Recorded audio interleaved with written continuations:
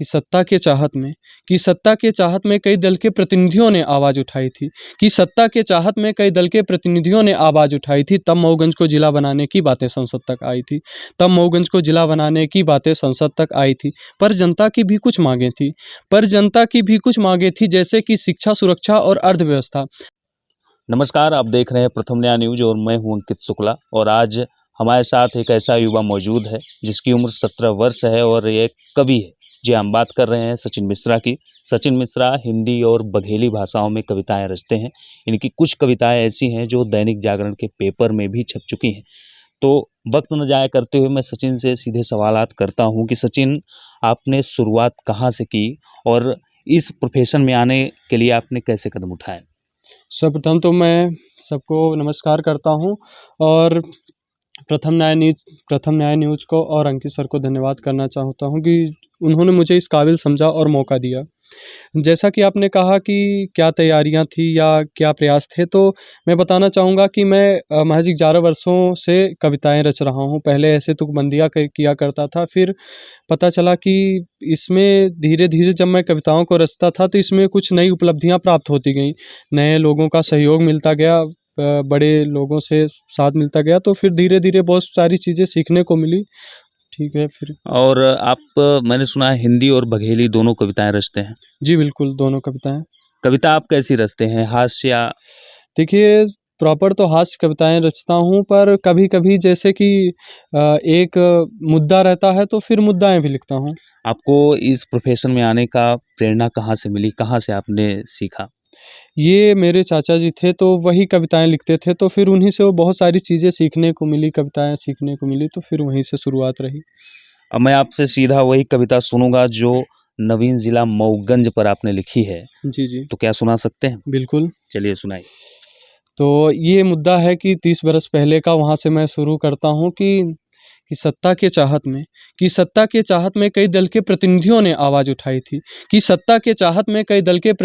आवाज़ उठाई थी तब मऊगंज को जिला बनाने की बातें संसद तक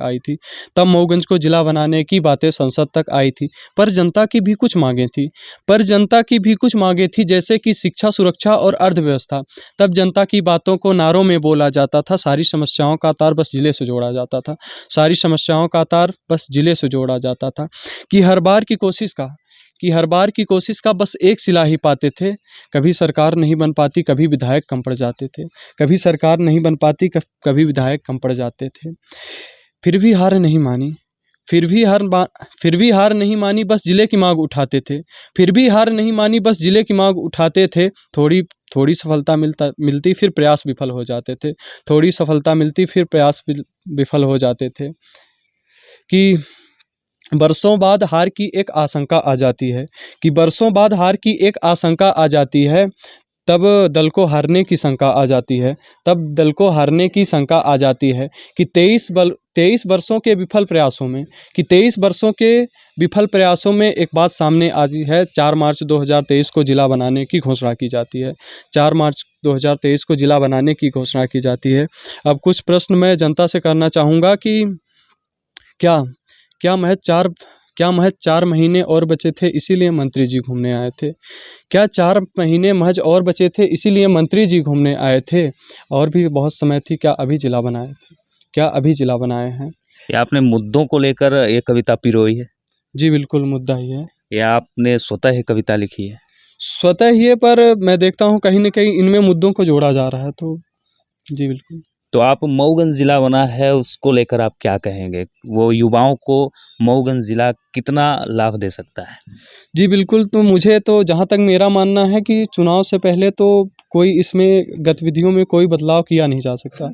उसके बाद निश्चित ही अगर एक नया जिला बना है तो इसमें प्रगति होगी कहीं न कहीं, शायद शिक्षा में, सुरक्षा में, हर जैसे कि मुद्दा था, तो इनमें कहीं न कहीं एक उन्नति मिलेगी जिलों को।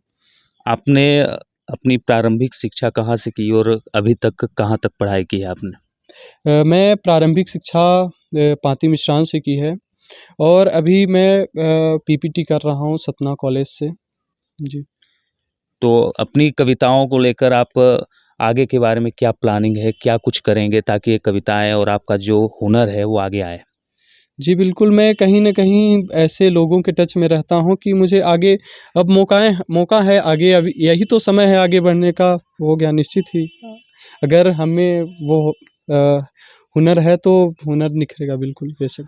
आपने इतने देश दुनिया में कवि हैं, किनका मार्गदर्शन आपने अभी तक लिया है और किनसे प्रेरणाएँ ले रहे हैं? क्योंकि बहुत से कवि हैं, कुमार विश्वास जैसे और बड़े कवि हैं। जी बिल्कुल, मेरे तो फ़ेवरेट रहे हैं डॉक्टर हरिओम पवार, जो कि देश पर लिखते हैं, बेहद बड़े अच्छे कवि हैं, राष्ट्र लेवल के, मैं उन्हीं से। कुछ लाइन मैं आपसे जानना चाहूँगा जो दैनिक जागरण के पेपर में भी आई थी, जी तो हमारे बिल्कुल। दर्शकों को आप वो भी 2-3 लाइनें सुना दें। तो ये एक कविता माध्यम है, एक लयबद्ध है कि बैठे-बैठे सोच रहा हूँ कब वो मिलने आएगा, बैठे-बैठे सोच रहा हूँ कब वो मिलने आएगा, एक वक़्त निकाला था लगता है एक पल भी ना दे पाएगा, रोते-रोते थक जाएगा आकर गले मेरे लग जाएगा, रोते-रोते थक जाएगा आकर गले मेरे लग जाएगा, हर आहट पे हर आहट पे नज़रें थी मेरी, धीरे-धीरे रातें बीत गई, हर आहट पे नज़रें थी मेरी, धीरे-धीरे रातें बीत गई, अरमान बनाया हूँ उसका जो मेरा कभी हुआ ही नहीं, फूलों सा नाजुक है माना छूने से मुरझाएगा, रोते-रोते थक जाएगा आकर गले मेरे लग जाएगा, रोते-रोते थक जाएगा आकर गले मेरे लग जाएगा। ने आपने देखा कि सचिन मिश्रा वाक़ई में जितनी उम्र है, उतनी प्रतिभा भी है और अपने प्रतिभा के माध्यम से अपने रास्ते खोज रहे हैं और रास्ते बना भी रहे हैं। अगर ऐसे युवाओं को मौका मिलता है, तो यकीनन वो आगे निकल पाएँगे। तब तक जुड़े रहें प्रथम न्याय न्यूज़ के साथ। नमस्कार।